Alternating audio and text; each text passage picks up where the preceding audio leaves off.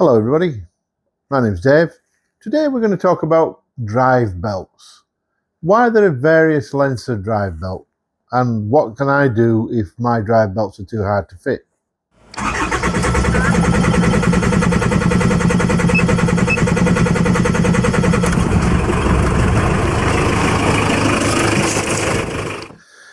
Well, it's fairly obvious because all situations are different, therefore we require different lengths of belts.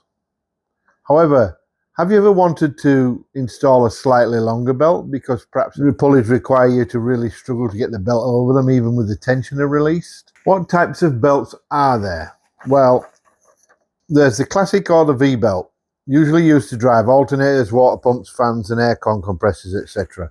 There are narrow V-belts, usually used in high-speed situations. There are cogged or ribbed V-belts. These normally have a slight cutouts on the inner edge of the belt, a bit like these ones. They can assist with tighter turns and smaller pulleys. They also are normally used in high temperature or high durability situations. V-belts can come individually or in matched pairs or sets. This is a matched pair. This depends on the power requirements. The 4JX1 uses a matched pair of V-belts for the alternator drive. This is a matched pair. These are not for that situation. V-belts are called because of their cross-sectional area and is V-shaped.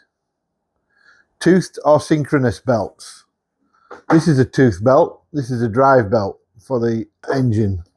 Normally called timing belts, used for driving camshafts from the crankshaft to enable precision valve timing. They're used in precision situations. Serpentine belts usually used to drive accessories. So that's where the belt is flat, but there's teeth going in the line with the belt. Some belts are called drive belts, others are called timing belts, but why? The difference between a drive belt and a timing belt is the teeth. Where drive belts rely on friction, timing belts rely on the teeth to drive their components, because drive belts can slip, whereas if a timing belt was to slip, it would be disastrous.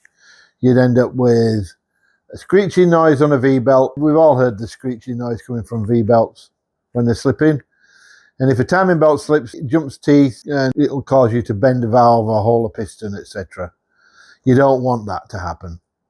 Can I buy a slightly longer or slightly shorter belt? Well, yes, of course you can. How do I go about it? On every belt there are markings. On this one, these are the markings. The markings are, there's markings here. There's the manufacturer, Deco. There's the belt type, and there's a part number, etc. there for their use. So which part of the markings on a V-belt tell you the length? Well, there's only one number on here, and that's 11A0980M. Whereas the 11A and the 13 comes from the alternator drive belt on the Jackaroo. These, if they were a matched pair, these could be used for the alternator drive belt. The aircon drive belt is a separate belt and is a single belt. That is 13A. This is 11A, that's 13A. And that comes from the width of the top of the belt. A simply means automotive. The 0980 and the 1250 are the effective length in millimeters on the outside diameter. A simply means automotive. M denotes a matched pair. LA, which is on the aircon belt, denotes the outer circumferences in use without tension. So the measurement is on the outer circumference, not the inner circumference. The Jackaroo with the 4JX1 engine uses the 11A 1005M match pair belts for the alternator. It uses a 13A 1250LA single belt for the aircon compressor. Obviously the 980 belt is shorter than the 1005, which these are. If I wanted longer, I could go to 1050 or the next step up. Or if I wanted shorter, I can go to the 980, which is probably why I purchased them. These are the numbers you need to change to get a longer or shorter belt as required. You wouldn't order it for the car, you'd order the belt. The Jackaroo from March 98 to September 2004 and the Monterey from 2000 to 2003, both with the 4JX1T, use the Deco 94932 timing belt.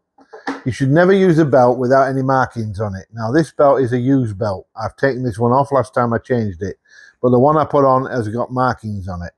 This belt is now a spare, but I know that it came off my engine, so I know it's correct. They use a 94932 belt. I hope you've got something from this. It's only short. All part numbers come from the Deco website, which is https://deco.com.au buyersguide.aspx. And I can have no responsibility for fitment, unfortunately. I recommend you check before you buy and fit any components. All part numbers are for guidance only. Thanks for watching, and I will see you on the next one. Bye now.